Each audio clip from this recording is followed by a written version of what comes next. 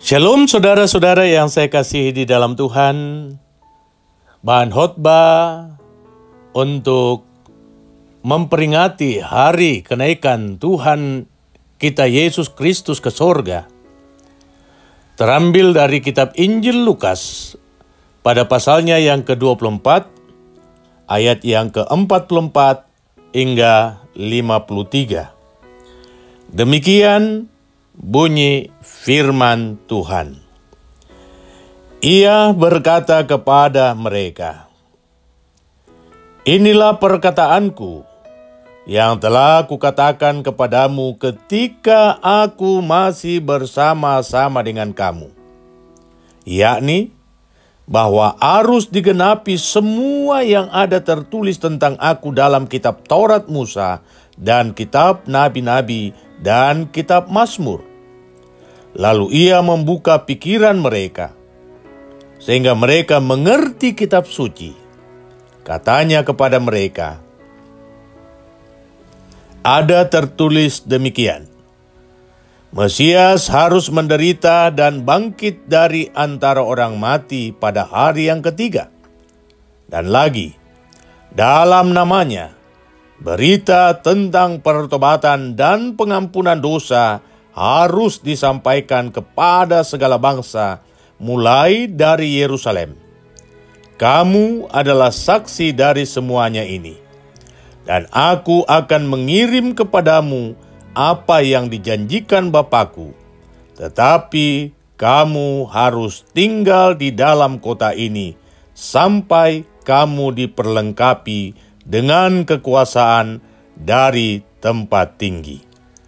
Lalu Yesus membawa mereka keluar kota sampai dekat Betania. Di situ ia mengangkat tangannya dan memberkati mereka.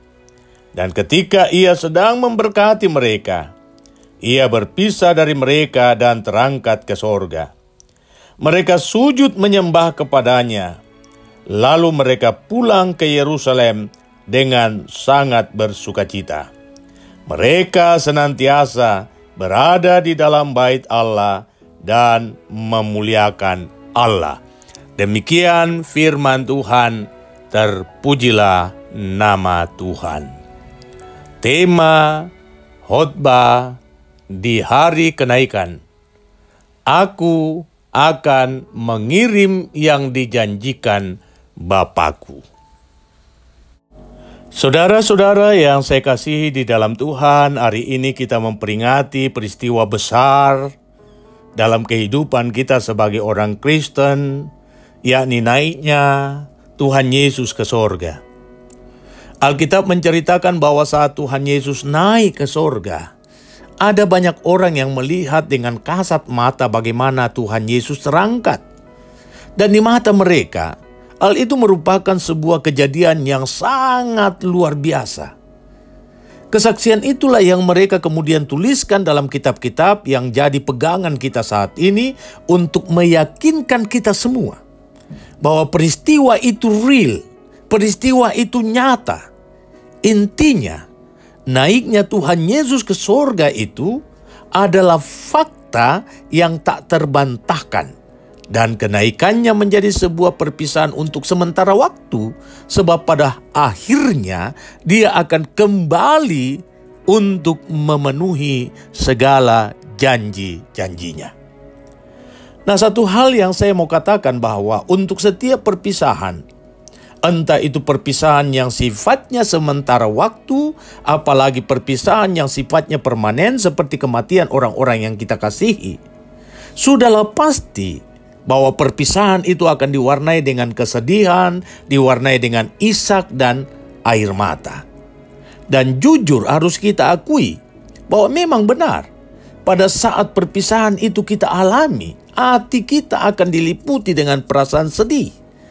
Tak tega bagi kita untuk melepaskan orang yang kita kasihi pergi meninggalkan kita. Dari sini saudara-saudara, saya sangat tertarik untuk mengulas respon para murid atas peristiwa perpisahan di momen kenaikan itu. Tapi sebelumnya kita harus mengetahui di mana sebenarnya lokasi tempat Tuhan Yesus terangkat ke sorga. Bacaan kita menyebut bahwa tempat perpisahan itu terjadi di luar kota Yerusalem. Perhatikan bahwa proses penampakan Tuhan Yesus kepada murid-muridnya terjadi di dalam kota Yerusalem, kecuali peristiwa dua orang murid yang sedang dalam perjalanan menuju ke Emmaus. Lalu tiba-tiba Tuhan Yesus menampakkan dirinya kepada mereka. Jadi pasca kubur kosong, pasca peristiwa kebangkitan, tempat perjumpaan antara Yesus dengan murid-muridnya adalah di dalam kota. Waktu antara kebangkitan dan kenaikan itu adalah 40 hari. Jadi 40 hari Tuhan Yesus ada menemani mereka. 40 hari Tuhan Yesus kembali ada di tengah-tengah mereka, menjelaskan semua yang dicatat dalam kitab Taurat Musa, kitab Mazmur, dan kitab Nabi-Nabi. 40 hari Tuhan Yesus membuka mata iman mereka untuk mengerti akan firman Tuhan. 40 hari mereka menikmati momen-momen kebersamaan yang tentunya diisi dengan kisah-kisah pelayanan bersama-sama dengan Tuhan Yesus. Ya, cerita-cerita indah bersama Tuhan Yesus sebelum peristiwa Golgota. Karena itu tidak heran jika dalam catatan kitabnya yang kedua, yakni Kisah Para Rasul pasal 1 ayat 6, Sang tabib Lukas menuliskan keinginan para murid agar Tuhan Yesus tetap bersama-sama mereka. Mereka berkerinduan agar harapan yang kemarin belum terwujud supaya diwujudkan. Mereka berkata, Tuhan, maukah Engkau pada masa ini memulihkan kerajaan bagi Israel? Perhatikan perkataan pada masa ini, at this time, berdasarkan Alkitab terjemahan King James. Kata ini menunjuk pada tindakan mendesak-desak. Ya, mereka mendesak-desak Tuhan. Tuhan saatnya sekarang. Jangan tunda-tunda lagi. Tunjukkan wajahmu kepada mereka. Pasti mereka akan terkejut, pasti mereka akan terperanjat, pasti mereka akan berkata, wow, dia hidup. Dan dengan itu pula mereka akan mengakui bahwa Engkau sungguh adalah Mesias yang dijanjikan. Tetapi saudara-saudara, bagi Tuhan Yesus, terbelenggu pada nostalgia, terbelenggu pada cerita masa lalu, tidak akan membawa perubahan yang sangat bombastis. Tidak akan pernah ada kisah ketuhanan Roh Kudus yang akan menjadi titik berangkat pertumbuhan dan perkembangan gereja. Ini mengingatkan kita kembali pada kisah Abraham yang ada dalam kemahnya, yang merenungi dirinya dan masa depan keluarganya. Lalu Tuhan mengajak dia keluar, Kejadian pasal 15 ayat 5. Kalau Abraham masih berkutak pada dirinya, ia sibuk mengingat kisah masa lalunya. Ia tidak akan memandang kebesaran Tuhan. Ia tidak akan keluar dari dirinya dan memandang keagungan Tuhan yang dapat mengubah segalanya menjadi baru. Kalau ia tidak keluar dari kemahnya, maka kisah Israel tidak akan pernah ada. Kisah umat pilihan Allah tidak akan pernah ada. Karena itu di sini sang tabib Lukas mencatat, lalu Yesus membawa mereka keluar kota sampai dekat Betania. Nah, dalam Kisah pasal 1 ayat 12, dicatatkan jarak tempat itu dari kota, yakni Bukit Zaitun, hanya seperjalanan sabat jauhnya dari Yerusalem. Ingat, seperjalanan sabat adalah jarak yang diizinkan hukum Yahudi jika melakukan perjalanan tepat pada hari Sabat. Pertanyaannya, berapa jauhnya? Nah, seperjalanan Sabat jauhnya kira-kira 2000 langkah atau sama dengan 1 mil. 1 mil sama dengan 1,6 kilometer. Jadi tempat di mana Tuhan Yesus naik ke sorga ada di radius 1,6 kilometer dari kota Yerusalem, tepatnya di dekat Betania. Betania, rumah pohon ara. Nah, sekarang mari kita perhatikan apa reaksi mereka saat mereka dibawa ke tempat itu. Pertama, Coba perhatikan ayat 52a. Ketika Tuhan Yesus mengangkat tangannya dan memberkati mereka, maka dicatat oleh sang tabib Lukas, mereka sujud menyembah kepadanya.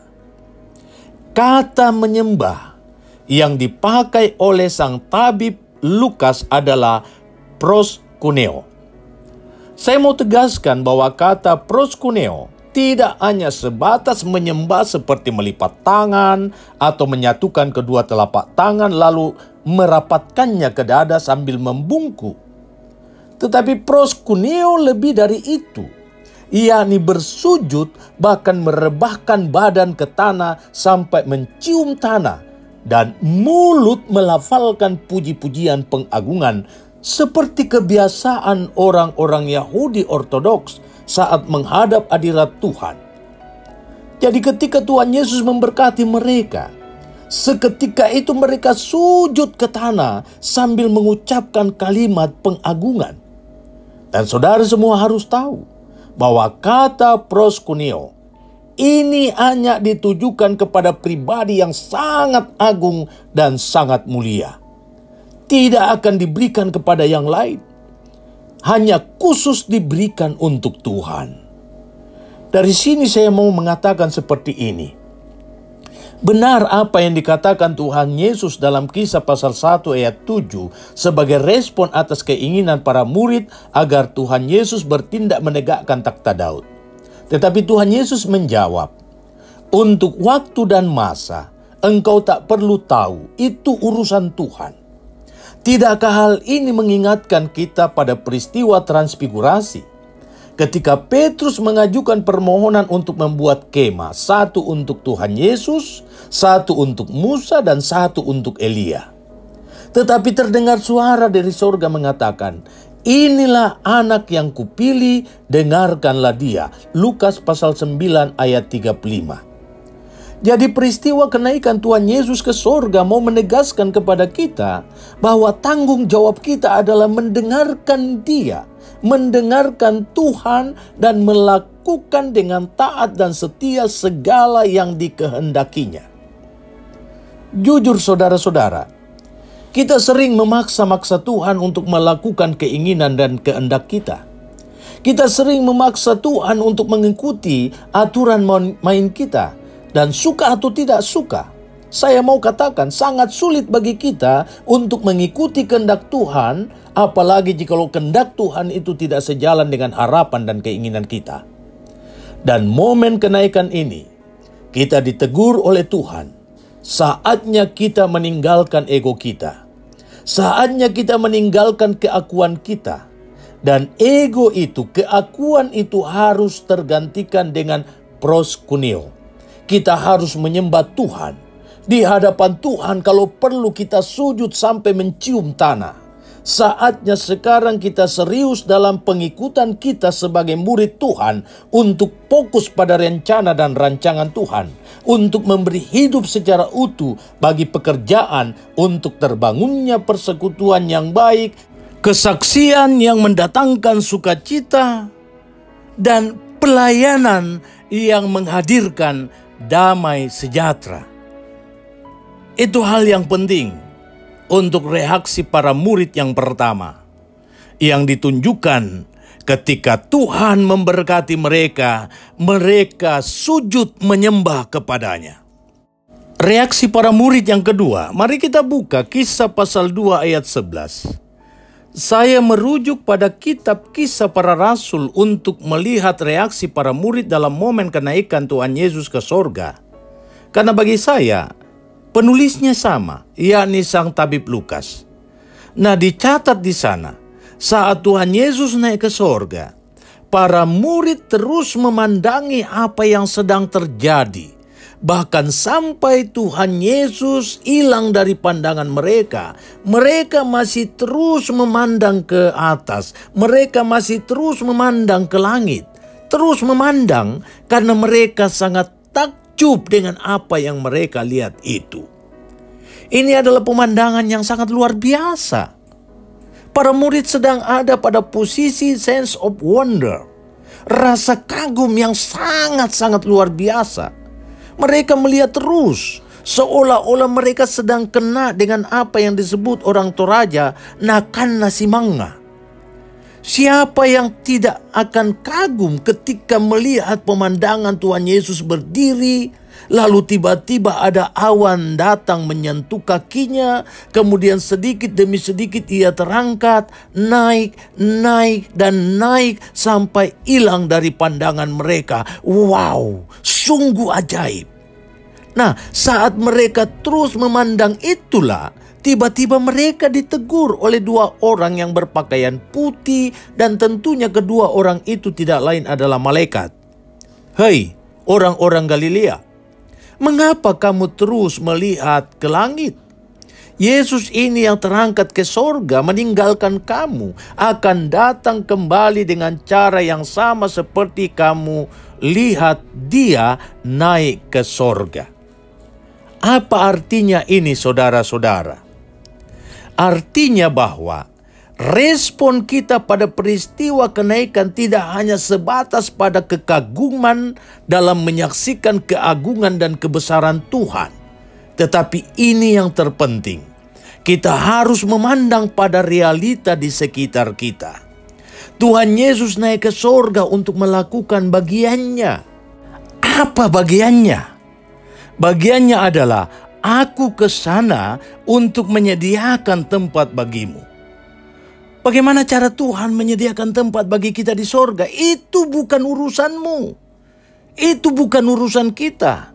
Urusan kita adalah di bumi ini. Bagaimana kita tetap hidup dalam ketaatan dan kesetiaan walau harus menghadapi berbagai tantangan dan kesulitan, bahkan ditolak oleh dunia ini karena percaya kita kepada Kristus. Bagian kita adalah bagaimana menjadikan hidup kita sarana kesaksian bagi orang lain, sehingga orang lain merasakan damai dan sukacita. Ingat saudara-saudara, bahwa kalau bagian Tuhan sudah tuntas di sorga, ia akan datang untuk menjemput kita. Apakah kita nantinya layak untuk dibawa ke tempatnya atau tidak? Dan itulah masalah kita. Menghadapi dunia yang keras ini, bisa saja kita jatuh, bisa saja kita menyerah, bisa saja kita meninggalkan Tuhan. Dan karena itulah kita butuh kekuatan dari Tuhan. Kita tidak bisa mengandalkan kekuatan kita. Kita tidak bisa mengandalkan hikmat kita. Kita tidak bisa mengandalkan kepandaian kita dalam menaklukkan dunia ini. Kita butuh kuasa dari sorga. Dan karena itu Tuhan memberikan jaminan. Seperti tema kita hari ini.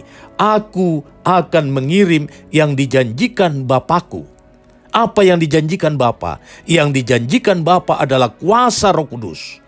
Kuasa inilah yang akan meneguhkan dan menguatkan kita semua untuk menjadi saksi di tengah-tengah dunia ini.